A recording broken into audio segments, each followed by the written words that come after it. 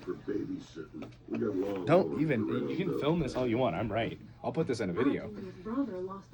Look at this ensemble here, dude. I'm black and white, but then I'm colorful.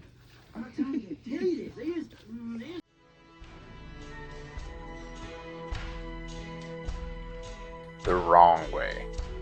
We need to talk about Manny's footprints. In the opening title, he's stomping on Scrap, heading the same direction as the herd. Seconds later, he's a lone protester walking against traffic. Is it a character statement, or is the timeline already fracturing? Welcome to the lab, where today we're dissecting a masterpiece, The Struggle. This is a hard one to do, only because this movie is pretty solid. If this was a standalone film, this would just be me gushing over how great this was. This is mostly going to be that. I have scratched the surface of the sequels, but they aren't as good, and it's by a long shot. I do like the food song in the second movie, but that's literally like the only thing that I like from the second movie. The mom. I get the mom sacrifices herself and stays alive long enough to make sure that the baby gets saved. But she should have just ran to the dad. There's no tiger there, and maybe she could have grabbed the axe herself and freed the wolves. Plus, there's no way of her knowing that the baby would have survived that fall. Also, was she the only female in the group? Why was she there? I assume this is a hunting party, so why was there a baby and a woman with them if that is the case? God, I feel so bad for all of that. And I'll feel bad for this. The baby. The baby definitely wouldn't have survived the fall from the waterfall, let alone the cold water from the river that is glacier fed. But cartoon physics are a hell of a drug. Reverse order. There are theories that these movies are in reverse order somehow, and I honestly hate that idea. This movie just works so good as a solo, standalone movie. The other movies are just kind of garbage, aside from all the scrap bits. The scrap bits are pretty good. I do prefer the scrap being thought out in Ice ending from original Ice Age though. Facial expressions. This movie is a masterclass on how to make inhuman characters seem human. Manny is basically just eyebrows and eyes. You barely can see his mouth, and yet they translate his emotions perfectly from annoyance to heartbreak and from anger to joy. Diego's character design should be used to help kids understand microaggressions. I love Dennis Leary as much as the next guy, and his voice acting is flawless here, but the animation is also incredible. Use of the eye shine when he is trying to steal the baby is such a good way of showing he's still not one of the herd, but as he looks at the baby it goes away. I think that's a sign that slowly the baby is breaking him down from being a harsh predator that he was. And they went very stylized. They knew their limits and didn't go crazy. The rain scene is great. Water wasn't easy at this point still, so they did it at night. I'm guessing it's not even water in the CG environment, but more like a layer over the top of the camera. Diego warming up. Diego slowly becoming a part of the crew is very well done, and it feels earned through the movie. When the kid walks to him, you can see its effect. Then he has a heart-to-heart with Sid about Manny. The character development in this movie is amazing. Hey, if you're liking this video, give me a like and don't forget to subscribe. Manny launch. It would have taken 66,326 lift pounds of force to lift Manny, just Manny, when the geyser bursts and saves him. Since elephants can't jump and aren't designed to sustain fall damage, Manny shouldn't have gotten up from this. We could likely just double this number for the sheet of ice and get a rough idea of the actual force of that geyser. Nowhere I looked up could find conclusive power estimates of geysers in our real world, and I know that's a really rough estimate. The ice probably weighed a lot more. Setting. Part of this movie takes place in the UK because we see Stonehenge, but then when we see the cave painting, those are very much inspired by the paintings of Lascaux, which is in southwest France, which is an 11-hour drive actually. During the Ice Age, this land would have been connected, so I guess the boys could have made this trip. I don't think the caves are visible from Stonehenge though, and the glacier very much so is, so the scale is a little weird. Also, Manny calls one of the geysers that launches Sid Faithful. I assume referencing Old Faithful, which is in Yellowstone, but it might just be an offhanded joke. Sequels. I already said I barely watch the sequels.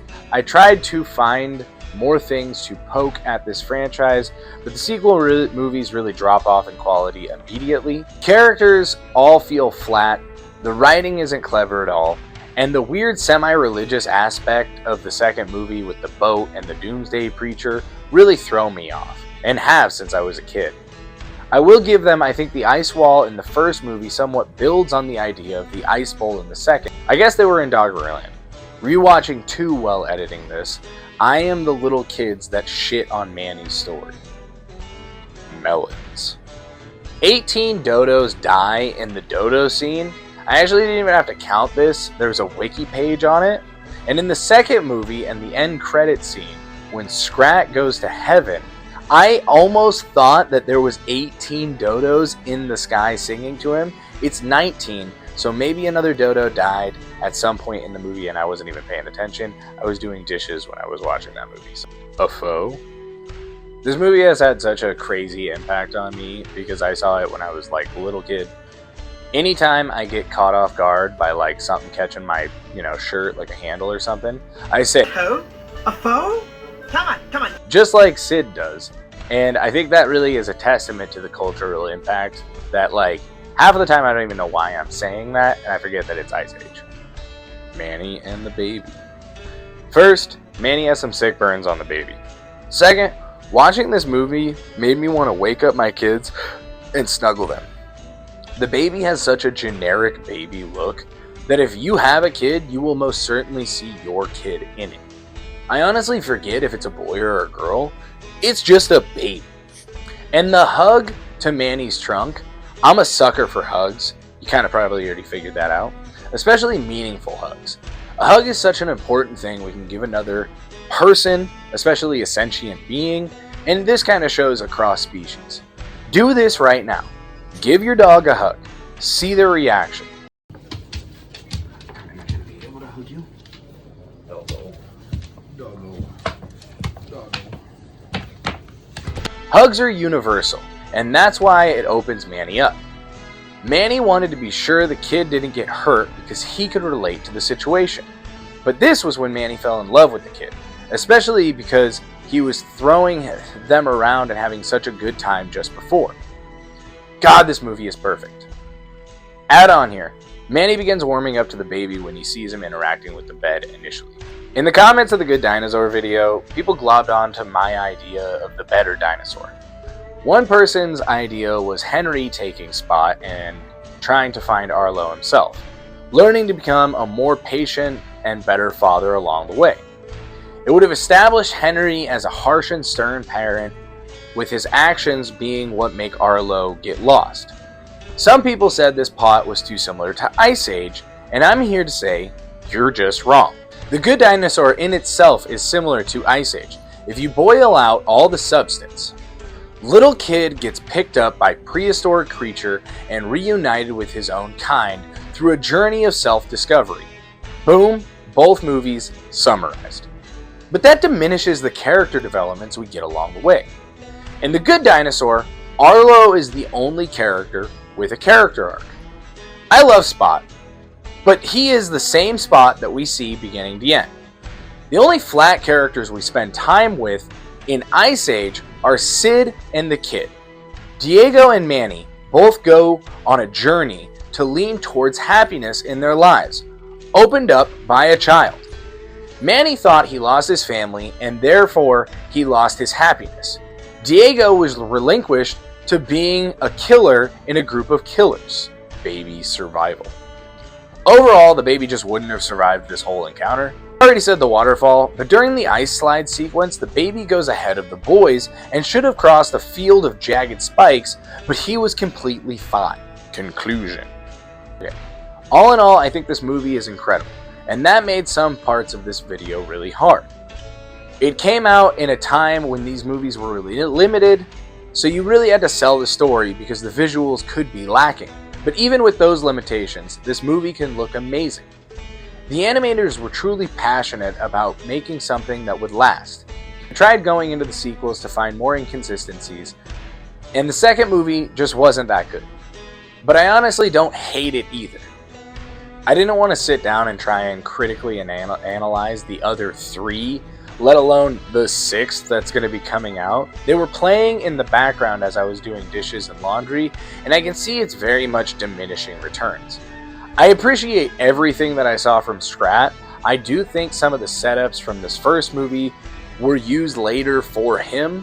I don't know if the dinosaur is the same dinosaur we see in Rise of the Dinosaurs or whatever that one's called, but if it is, good for that movie.